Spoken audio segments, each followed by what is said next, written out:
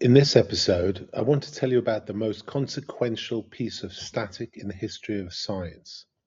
But to feel its weight, you first need to know what educated people believed before it. For most of intellectual history, the Torah's opening sentence was a scientific embarrassment. In the beginning, God created the heavens and the earth. A beginning. Aristotle taught the opposite. The universe is eternal. No first moment, matter and motion without beginning or end. And Aristotle's eternal universe dominated serious philosophy for roughly 2,000 years. This was precisely the battlefield of the Rambam's Guide for the Perplexed. The strongest scientific challenge of the 12th century was not that the universe was too old for Genesis, it was that there was no beginning at all. The Rambam examined Aristotle's proofs, judged them not demonstrative, and held the Torah's position, adding with precision that will matter in a moment, that time itself is among the created things, since time is the measure of motion, and before the world there was no motion to measure. Remarkably, the eternal universe was still the respectable scientific position within living memory. Into the 1950s and beyond, the steady state theory, championed by Fred Hoyle, held that the universe had existed forever. Hoyle actually coined the term Big Bang on BBC Radio as a term of mockery for the rival idea he found philosophically distasteful, that everything erupted from a single primordial event. It is worth pausing on the irony.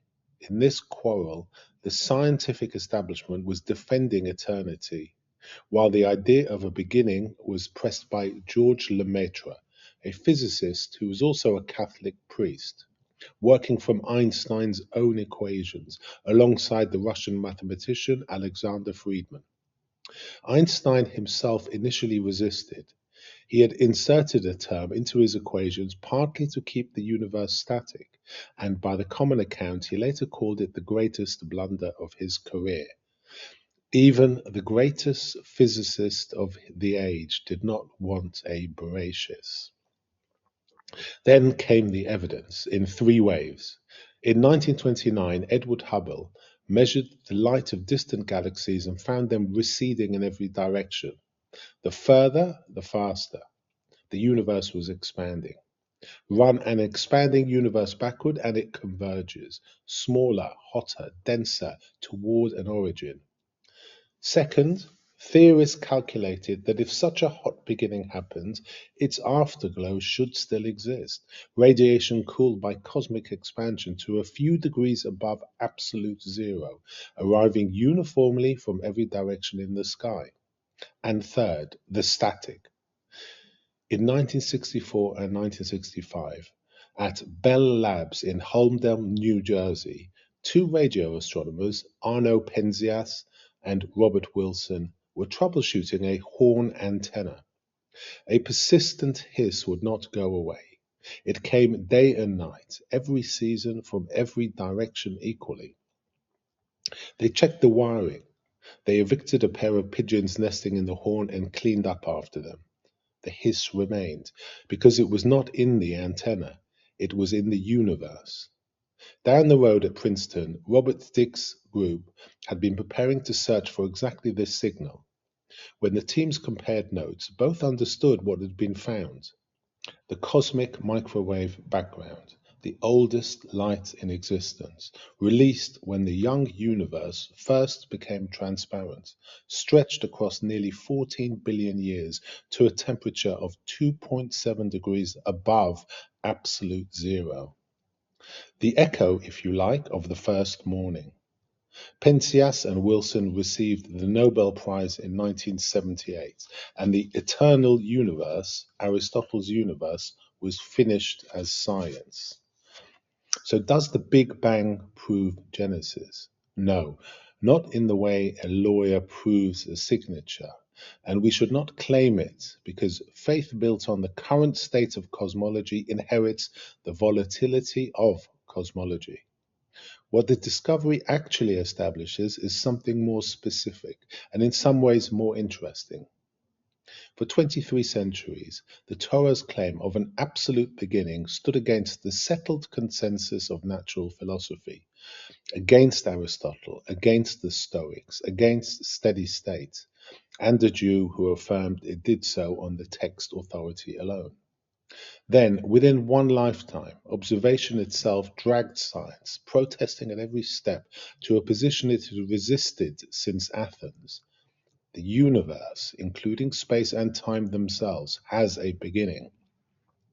Penzias, who it should be said escaped Nazi Germany as a 6-year-old on a Kindertransport, put it this way in later reflections. The best data we have are exactly what I would have predicted had I nothing to go on but the 5 books of Moses. Beyond the headline, 3 finer details deserve your attention. First, the priority of light. For centuries, commentators wrestled with an apparent difficulty. The Torah has light on day 1, but no sun until day 4. Modern cosmology describes an early universe that was precisely that, radiation dominated, a sea of photons, for long ages before any star condensed. Light before lamps. What was once an embarrassment now reads like a corrected table of contents. Second, created time. Bereishit Rabbah 3:7 records the sages' teachings that the order of time itself came into being with creation. And the Rambam, as we saw, made the point philosophically: no time before the world. For centuries, that sounded like wordplay. General relativity now says it in equations. Time is a physical dimension, woven together with space and matter, and at the initial singularity, the weave itself begins. Ask a careful cosmologist what happened before the Big Bang, and he will tell you the question may be malformed, like asking what is north of the North Pole. The Jewish sources said this as doctrine many centuries in advance. Third, the stretched heavens. What Hubble found was not galaxies flying through space like shrapnel. In general relativity, space itself is expanding. The standard technical language speaks of this stretching of space and of light's wavelength. Now notice a phrase that recurs through the Tanakh like a signature. Yeshaya 40:22, who stretches out the heavens like a curtain. Jeremiah 10:12, he stretched out the heavens by his understanding. And in several verses, the Hebrew participle is in a continuous form. Who is stretching the heavens? Present tense.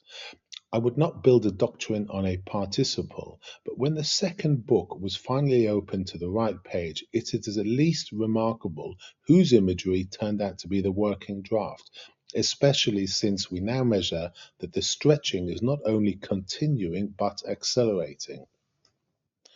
So here is where this episode leaves us. Science walked the road back through the fleeing galaxies and the fossil light, all the way to the threshold of Genesis 1:1. And there the equations stop, and the honest cosmologist stops with them. What lies on the other side of that threshold is not a measurement.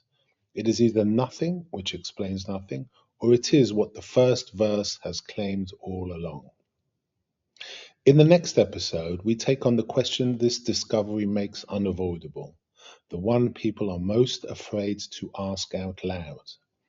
13.8 billion years, and a Jewish calendar that this year counts 5,786.